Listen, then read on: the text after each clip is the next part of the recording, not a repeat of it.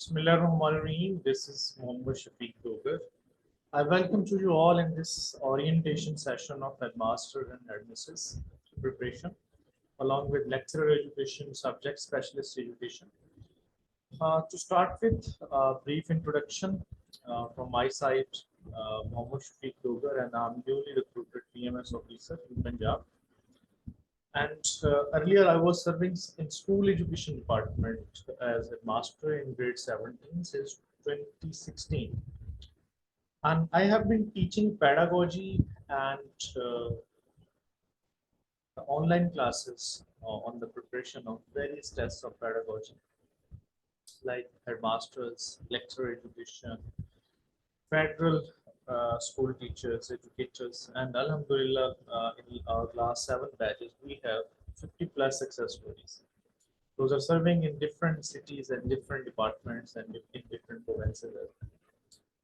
So I बहुत सारे जो स्टूडेंट्स का दोस्तों का इस चीज़ के ऊपर इसरार हुआ, सजेशंस आई कि लास्ट एक बैच जो है वो हेडमास्टर्स का पेडागोजी का ज़रूर देखे जाएं before joining to your training.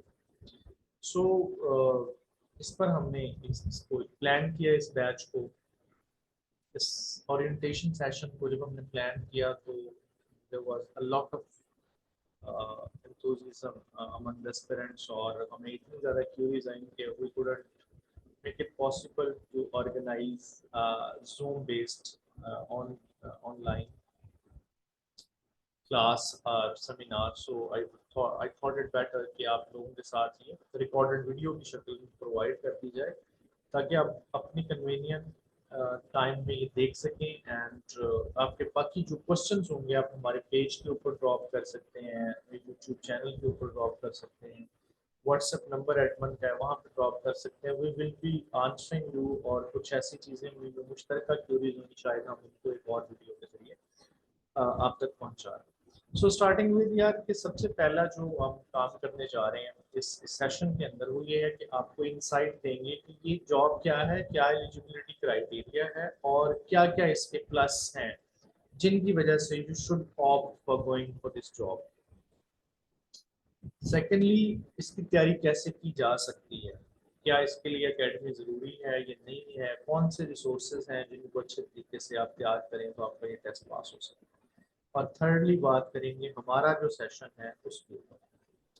सबसे पहले जो हेडमास्टर्स का टेस्ट है, हेडमिस्ट्रेस का, उसको देखते हैं कि भाई वो ये जो जॉब है इसके लिए क्या आपका एलिजिबिलिटी क्राइटेरिया क्या है.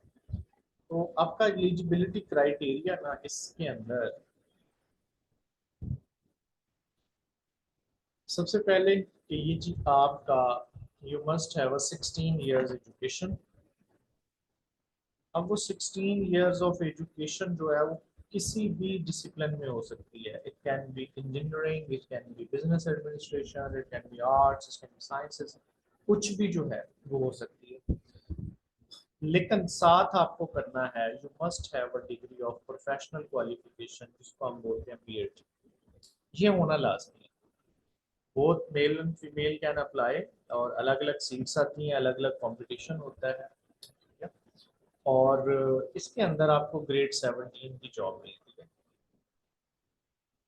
राउंड अबाउट अब 70,000 प्लस पे जो है इस वक्त, अब जो इंक्रीजेस मजीद हो गए हैं शायद इससे भी ज़्यादा चली जाए, तो आप शुरू करते हैं अराउंड 70 to 80,000 पे आप सैलरी स्टार्ट करेंगे. हाँ, इनिशियल 3 इयर्स कॉन्ट्रैक्ट होता है, उसके बाद आप रेगुलर एम्प्लॉय हो जाते हैं स्कूल एजुकेशन डिपार्टमेंट के. इन सर्विस आपकी प्रमोशंस के भी बहुत अच्छे चांसेस होते हैं. थोड़ा पिछले कुछ सालों में तो ये बड़ा थोड़ा डिले रहा प्रोसेस, लेकिन अब चूँकि बहुत ज़्यादा रिटायरमेंट्स हो रही हैं और गवर्नमेंट्स भी जो हैं वो सिंसियर है इस मामले में कि प्रमोशन बोर्ड्स बिठाए जाएँ, तो अब फ्रीक्वेंट प्रमोशंस देखी जा सकती हैं. और अभी ये जो 2016 वाला बैच आया था और फिर 2017 वाला बैच आया, तो you can expect them to get into promotion zone in grade 18 in 20 before 2026 2026. और उसके बाद फिर जब आप नेक्स्ट 18 से 19 पे जाते हैं तो वो प्रोसेस खासा इजी होता है, थोड़ा स्मूथ होता है और फास्ट होता है. अब नेक्स्ट ये है कि इसके लिए आपकी क्या ड्यूटीज होती हैं। आपने एक सेकेंडरी स्कूल चलाना होता है, उसमें आप you are also working as DTO, आपके पास फाइनेंशियल पावर्स होती हैं, आप अपने बजट को स्पेंड करते हैं। आप बहुत सारे ऐसे मामला जिनका फाइनेंस के साथ ताल्लुक है और उनकी टीचर्स की सैलरीज के साथ है, अलाउंसेस के साथ है, बकाया जात के साथ है, सबको आप डील करते हैं।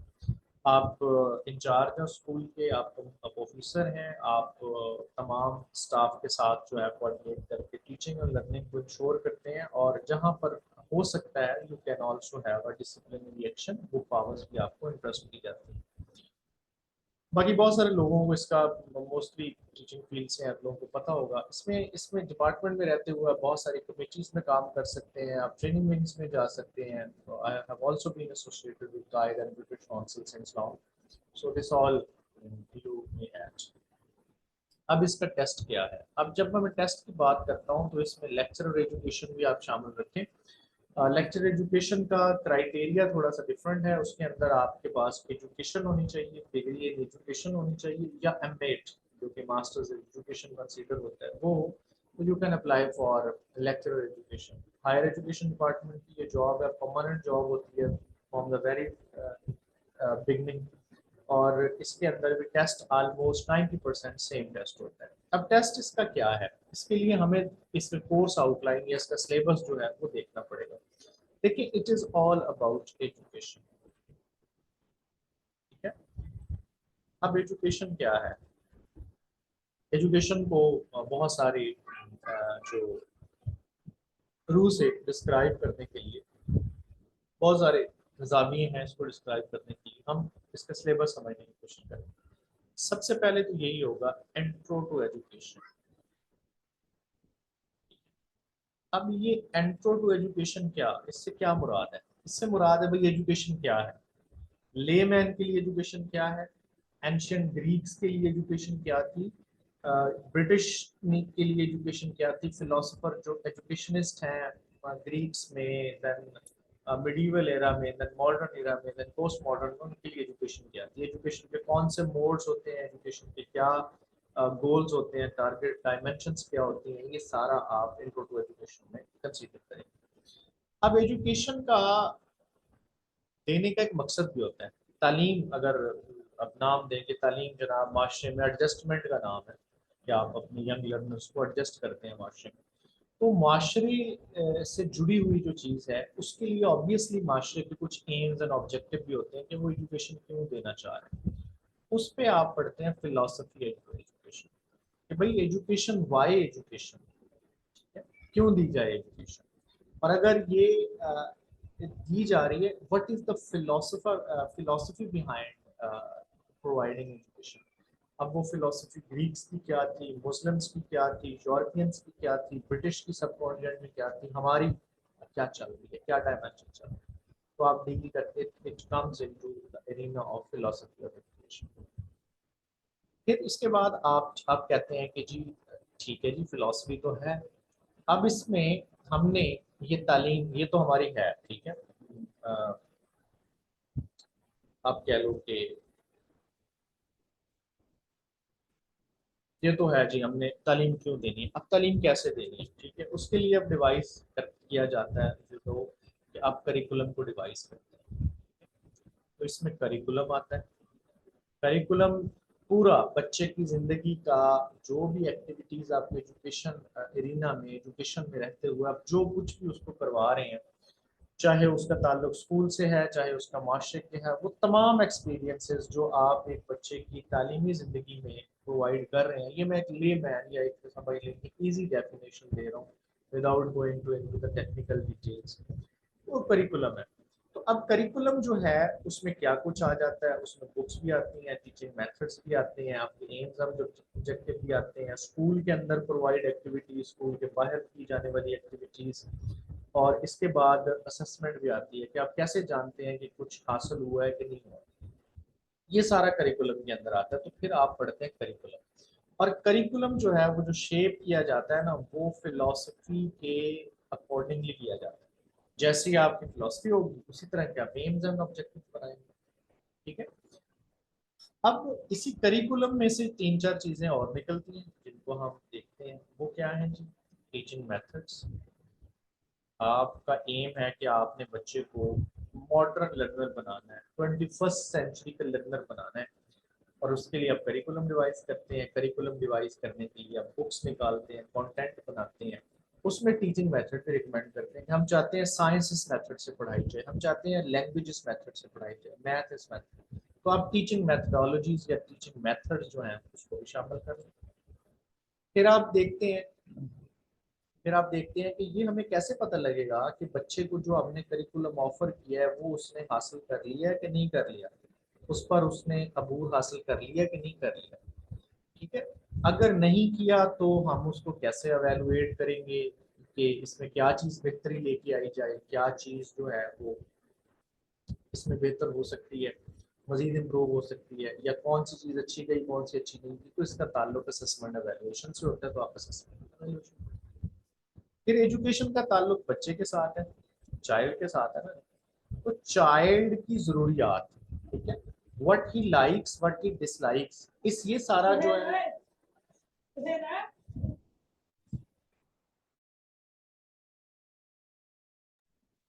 इसका सारे का ताल्लुक जो है वो आ जाता है साइकोलॉजी से।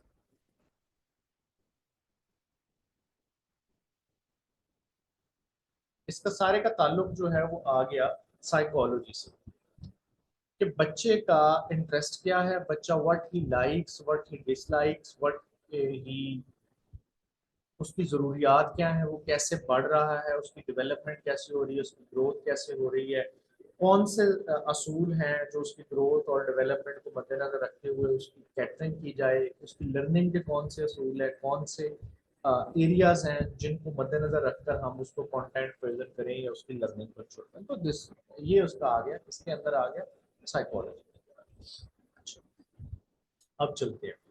इसके बाद आ जाता है जी आपके पास क्या रहेगा, व्हाट एल्स। हाँ, तो ऑब्वियसली एक स्कूल के बारे में, एक इंस्टीट्यूशन के बारे में बात हो रही है, तो आप स्कूल के अंदर एडमिनिस्ट्रेशन को भी देखें। इसके अंदर स्कूल और एक इंस्टीट्यूशन की एडमिनिस्ट्रेशन कैसे होगी, जिसके लिए जिसका मकसद क्या है कि आप एजुकेशन सिस्टम को इंश्योर करें, जो एजुकेशनल एम्स हैं उसको हासिल करें। तो एडमिनिस्ट्रेशन का साथ ऑब्वियसली ताल्लुक जो है वो लीडरशिप के साथ भी है, लीडरशिप भी इसमें पढ़ते हैं, और लीडरशिप की थीरीज पढ़ते हैं आप इसके अंदर। देन ऑब्वियसली हर चीज़ के अंदर रिसर्च ज़रूरी है, टीचिंग मेथड्स में भी, कंटेंट में भी, करिकुलम डेवलपमेंट में भी, टीचिंग मेथडोलॉजीज में भी, लीडरशिप में भी, तो आप एजुकेशनल रिसर्च भी पढ़ते हैं इसके अंदर।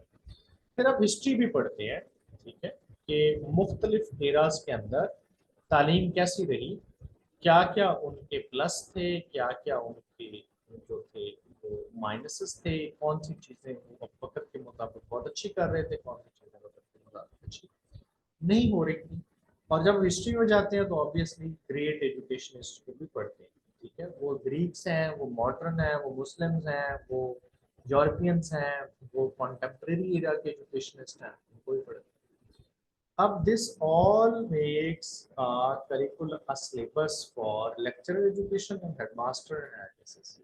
अब हेडमास्टर्स के लिए थोड़ा सा एक और चंद चीजें और भी आती हैं, वो क्या है, अब रूल्स एंड रेगुलेशन भी पढ़ते हैं, अब डिपार्टमेंट के लिए गए मुख्तलिफ इनिशिएटिव्स को भी पढ़ते हैं, लीव रूल्स हो गए, डिसिप्लिनरी रूल्स हो गए, आपके फाइनेंशियल के रूल्स हो गए, ये सारा कुछ school administration, school committee, NSB, ये सारे। फिर जो डिपार्टमेंट ने कोई लेटेस्ट इनिशिएटिव लिए हैं, वो लिटरेसी न्यूमरेसी ड्राइव के ऊपर लिए हुए हैं, वो आपके ईसीई के ऊपर लिए हुए हैं, वो टीचर ट्रेनिंग के ऊपर लिए हुए हैं, इस सब को ना आप इसमें इसमें देखते हैं, सारे को आप यहाँ पर इसमें कवर करते हैं। तो ये समथिंग एक्स्ट्रा। अब ये जो सारी चीज़ें मैंने बताई हैं, दे मेक्स 80% और 20% होता है आपका जनरल नॉलेज, जीके। अब जीके वैसे 20 नंबर का होता है, लेकिन आपको तैयार ऑलमोस्ट वो सब कुछ ही करना होता है जो 100 नंबर के जीके में होता है। तो लिहाजा इसमें ये होता है कि अगर आप तैयार करना चाहते हैं तो तकरीबन कोई 1000 एक डोमेन्स बनती हैं, अगर आप उनको याद कर लें तो आप इस 20 नंबर में से 70 से 20 जो है वो स्कोर कर सकते हैं। अब ये सारा मैंने आपको डिटेल बताई, क्यों, कब, कैसे, कहाँ, किस तरह, ये सारा सिलेबस है। और ताल्लुक इसका किसकी चीज के साथ है, वो एजुकेशन के साथ है। अब दूसरे हम डायमेंशन पे आते हैं। जो दूसरी डायमेंशन है कि ये चीज कहाँ से तैयार की जाए, इसकी तैयारी कहाँ से की जाए, एजुकेशन की। और देखिए आपका टेस्ट है एमसीक्यूज, एमसीक्यूज बेस्ड टेस्ट है। तो सबसे पहले you need to have concept clarity. अगर कोई बंदा डायरेक्टली कोई एमसीक्यूज की किताब खोलता है और उसको याद करना शुरू कर देता है, तो मैं कहता हूँ कि वो कभी भी जो है उसकी तैयारी जो है, उसकी प्रिपरेशन जो है, वो बहुत अच्छी नहीं हो सकती, या आप कह सकते हैं ट्रस्ट वर्दी नहीं हो सकती कभी भी। मेरा नहीं ख्याल कि वो रिटर्न क्वालिफाई करेगा। अगर कभी हो भी जाएगा तो it would have be a stroke of luck. ठीक है। अब what you need to do, आपने करना ये है कि आपने तमाम जो जो एक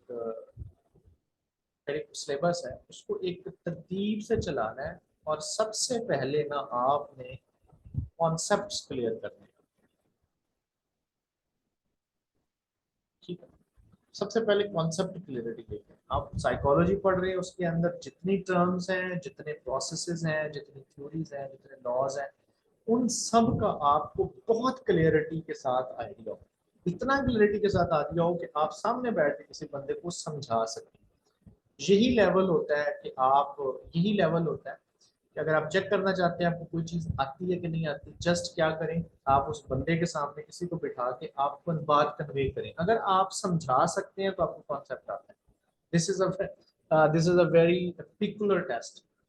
और अगर आपको ये नहीं आता, फिर आप कहें कि आपको कॉन्सेप्ट क्लियरिटी नहीं। ठीक है।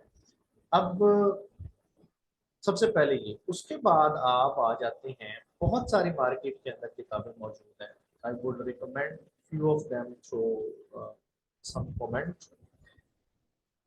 उनके ऊपर, उन पे जाके ना आप क्या करें, आप उन पे जाके एमसीक्यूज की प्रैक्टिस करें, उस कॉन्सेप्ट को लेकर। और कभी भी यूं ना करें कि जो एमसीक्यूज हैं आप वो मिक्स एमसीक्यूज को प्रैक्टिस ना करें। आपने आज साइकोलॉजी को कवर किया है इस हफ्ते में, तो आप साइकोलॉजी के एमसीक्यूज को प्रैक्टिस करें। और जो एमसीक्यूज वहां पे आपको नई डायमेंशन में आ रहा है, आपको लगता है कि यार ये तो मेरा कॉन्सेप्ट इस तरह से है, लेकिन ये इस तरह और डायमेंशन में पूछा गया है, कि या कोई नई चीज पूछी गई है, आप उसको कहाँ पे लेके आएंगे, अब दोबारा अपने नोट्स में आएंगे, अपने नोट्स में उस चीज़ को ऐड करें जहाँ से आपने पढ़ा था, उसको दोबारा पढ़ें, यूट्यूब पे दोबारा सुन लें, किसी और जगह से सुन लें, क्लियर करें, कवर करें उसको। एंड इसके बाद ये हो गया। उसके बाद जब आप तमाम एरियाज को कवर कर लें, फिर आप मिक्स एमसीक्यूज की तरफ आए। उससे क्या होगा, उससे आपको ये एक मिलेगा, एक एक्सपीरियंस मिलेगा कि आपके पेपर में मिक्स एमसीक्यूज आने हैं इकट्ठे। तो आप एकदम एक 49 पे आप एमसीक्यू अटेम्प्ट कर रहे हैं साइकोलॉजी का, शायद 50 पे फिलोसफी का हो, चाहे 41 पे लीडरशिप का हो, तो ये that will give you this experience. और जितनी प्रैक्टिस आप करेंगे एमसीक्यूज की, उतना ही आपके लिए फायदेमंद है, उतना ही आप रिस्क फ्री होते जाएंगे, प्रोवाइडेड दैट कि आपने पहले कॉन्सेप्ट अपना क्लियर। कॉन्सेप्ट क्लियर नहीं है, आप 50,000 एमसीक्यू सॉल्व कर लें, आप नहीं कह सकते कि आपको आता है। और फिर जो कॉन्सेप्ट क्लियरिटी है, this will also give you opportunity to perform well in your interview. Interview वो जगह है जो आपको जॉब दिलवाती है, जॉब से निकालती है। ठीक है, आपने रिटर्न पास किया है, आपकी मेहनत है, लेकिन जब आप इंटरव्यू में जाते हैं 100 नंबर है उस इंटरव्यू के, तो वो जो 100 नंबर हैं, अगर आपने रिटर्न में आपके 2 कम, 5 कम, 6 कम भी है, तो वो आपको निकाल देता है। उस एक बड़ा धचका अगर आपको लगता है उसको एग्जाम इंटरव्यूअर को कि ये इस बंदे के पास तो बहुत अच्छी स्किल्स है, no no issue about that, इसके रिटर्न में क्या है, वो अच्छे नंबर देते हैं आपको, तो आप निकाल जाते हैं। अच्छा। अब अगर मुझसे पूछे कि सर ये मुश्किल है कि नहीं मुश्किल, तो मैं कहूँगा कि ये अगर आप लेक्चरर और सब्जेक्ट स्पेशलिस्ट दूसरे मज़ामीन के देखें, उसकी निस्बत ये बहुत आसान है, बहुत आसान है। मेरा मास्टर्स इन इंग्लिश लिटरेचर भी है, मेरा एजुकेशन में भी है। तो मैं कहता हूँ कि अगर मुझसे पूछे कंपैरेटिवली कि कौन सा इजी है, कौन सा इजी होता है, ऑब्वियसली इंग्लिश जिन्होंने पढ़ी है, जिनका लिटरेचर में इंटरेस्ट है, उनके लिए वो भी मुश्किल नहीं होता, वो भी वही चीज़ें रिपीट होकर आ रही होती हैं अगर आप 15-16 जो मेन उसके एरिया से कर लें। लेकिन कंपैरेटिवली अगर पूछा जाए तो मैं कहूँगा एजुकेशन आसान है। जिसका फिर एक सवाल होता है कि सर मेरा तो एजुकेशन का बैकग्राउंड नहीं है, चलते फिरते हमने अलामा इकबाल ओपन यूनिवर्सिटी से एमएड किया है, बीएड किया है, तो क्या मैं कर सकता हूँ? मैं कहता हूँ 100% कर सकते हैं। आपको एजुकेशन का ABC भी नहीं आता ना, आप इस कोर्स को समझते हुए आप 2 महीने पढ़ लें, you can qualify. That is, और मैंने देखा है ये बहुत सारे लोग, बहुत सारे स्टूडेंट्स को देखा है, बहुत सारे कोलीग्स को देखा है, without zero expertise, without zero background, जब वो टेस्ट तैयार करने आते हैं तो वो करते हैं। और एक और चीज मजे की बताता हूँ आपको, PhDs इन एजुकेशन, एजुकेशन के अंदर PhD किए हुए लोग वो लेक्चरर एजुकेशन के इम्तिहान नहीं निकाल पाते, और एक अल्लामा इकबाल ओपन यूनिवर्सिटी से चलते फिरते जिसने एमएड किया वो निकाल जाते हैं। So degree is another thing. Preparing for this exam is an altogether different thing. मेहनत, टू द पॉइंट, स्मार्ट, और एक फोकस करके एरियाज को लिमिटेड रहते हुए उस एरिना में आप खेलते हैं तो यू कैन गेट सक्सेस।